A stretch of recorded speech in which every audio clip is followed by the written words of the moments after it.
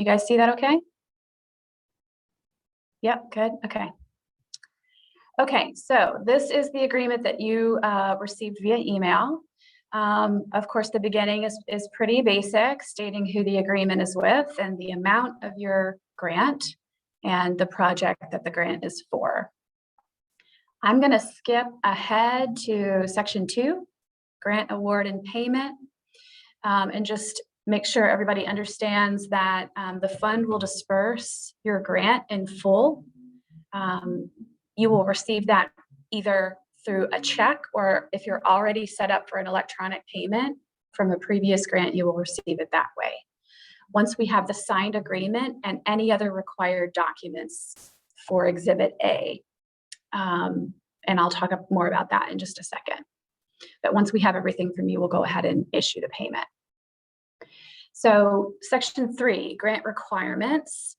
So you'll notice that the Exhibit A is your application that you submitted, as well as any backup documentation for your project. So that might be like a quote from your contractor, specifications on the products that you're purchasing with your grant. Whatever you submitted to us will be Exhibit A. A few of you will have received from me a request for a little bit more documentation. So if you receive that as you send it to us, that will become part of Exhibit A in your application. I know some people asked a question about if I've submitted a certain contractor that I'm working with or a certain vendor, am I locked in? Can I change my mind? Yes, you can absolutely change your mind. You just need to let us know. Just send us an update. You can send us information via email. We just want to, keep in good communication on how the grant will be used. But you're not locked in by sending it to us now. Okay, let's see. What else in section 3? So 3B is talking about if your project costs more than this grant awards you and you're raising additional funds. I know some of you already have some funds and some of you are still raising funds. So if anything changes, like you're getting months down the road and you're not raising the full amount that you wanted and you have to change your project, that's okay. Just let us know. Just send us, again, an update. You can send us a proposal. You can do that via email. That's basically, here's my project, here's how I want to change what I originally proposed in the application. Send it to us and we'll give you a confirmation that that's approved, or if we have more questions, we might ask for more information. But we know that in some cases you're raising additional funds for the project that this grant will go toward.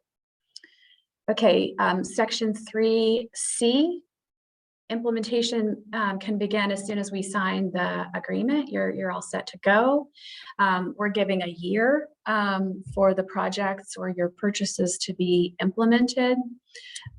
Again, if you're coming up against that year deadline and that's going to be an issue, please come back and talk to us about that. It doesn't mean you have to wait a year. You can go ahead and implement your project now if that is what is best for you and your project. Okay, then I'm going to go ahead and skip to section 5, reporting requirements. We are asking grantees to do 2 reports, and those will both be submitted in the online grant portal, just like you did your application. The first one is a project update that we're asking for by November 1st of this year.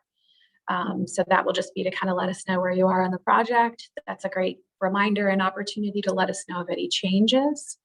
And then the final report by June 1 of 2023 of next year.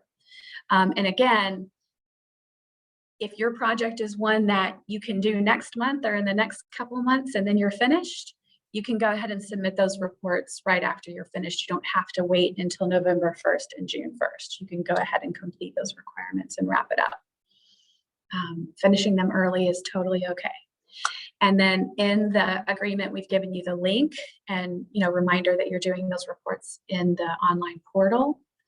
So I'm going to go ahead and turn it over to Jordan. I'll stop sharing my screen and she will go into the portal and give you a rundown of those reports.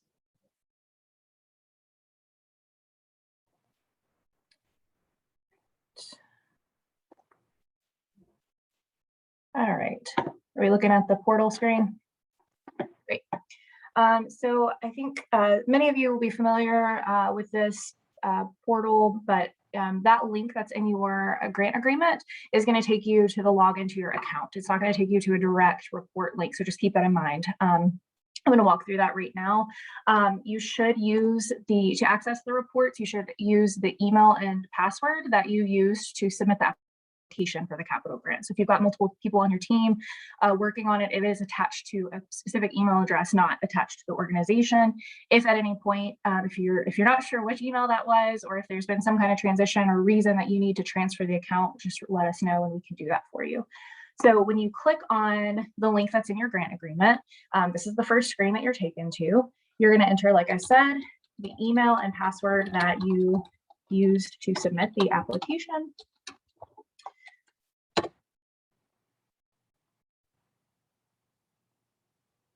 And then it will be under the requirements tab. So when you first log in, the default is applications, as indicated on the left-hand side, this orange button that says applications and then applications large underneath. You just want to click on the gray requirements button, and then you'll know it's transitioned over because that button turns orange and now you see requirements. So when those requirements are in your account, they're not currently, we should have them in there soon over the next couple of weeks. You'll see them underneath the requirements page. They should be under new requirements, which is the default. This is a really key navigational place to note, because if you open a requirement or a form, even if it's just once, even if you don't put any information in it, you just open it to look at it, to see what we're asking, it will be removed from new to in progress. So if you come back later to actually submit the materials, you'll notice it's no longer in this list of new. So you want to go to this show drop-down box and go to in progress. And hopefully it's in that table. If not, you can also see out of curiosity, or if for future reference you ever need to see what you've submitted, you can always click on the submitted requirements as well. And you've got all of your past reports that you've submitted there. So maybe if you're not finding the requirement in new or in progress, maybe you were super ahead of it and didn't realize it and you submitted it way in advance. So you can always check those 3 locations. And if it's still not coming up, just reach out to our team and we can figure out what's going on there. Trying to think if there's anything else I need to let you know. As Sarah mentioned, there's only 2, so not an extensive amount of reporting, and they should be in either of those locations. I'm trying to think, Sarah, can you think of anything else that might be helpful to know in this portal or on this screen? Everyone here has a login, so we didn't have to walk through that piece of it. If you do need to if you get a new staff member at any point during the period and you need to transition your account over to them, they will first need to create an account. So I can show, let me stop share screen just real quick so I can show how to do that. One moment, please. So before our team can officially move the account over, the new person will need to do this step.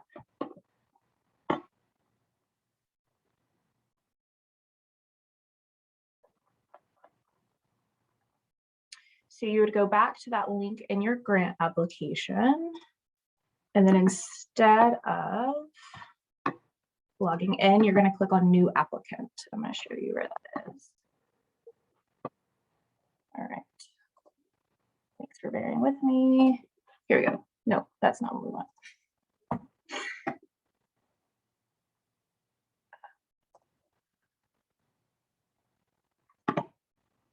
While I'm fumbling through this, does anyone have any questions? I don't see any in the chat.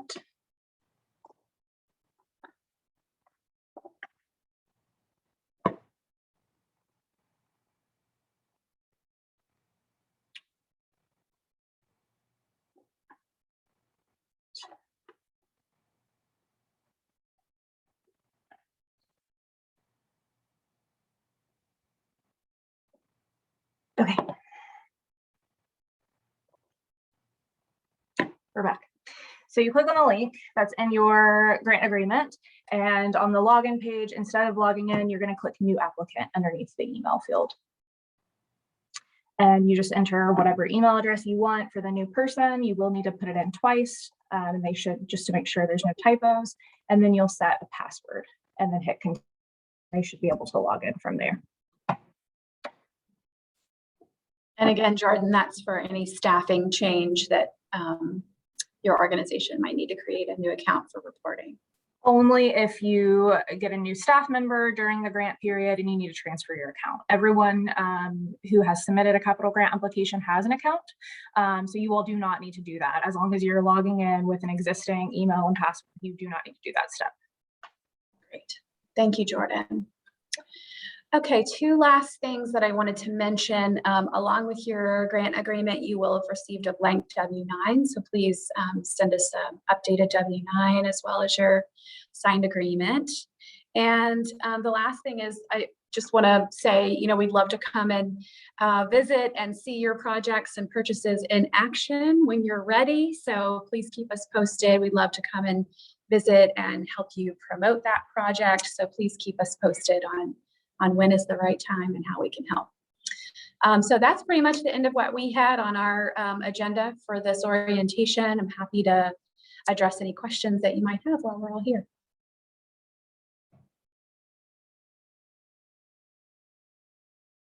No questions? Wowzers.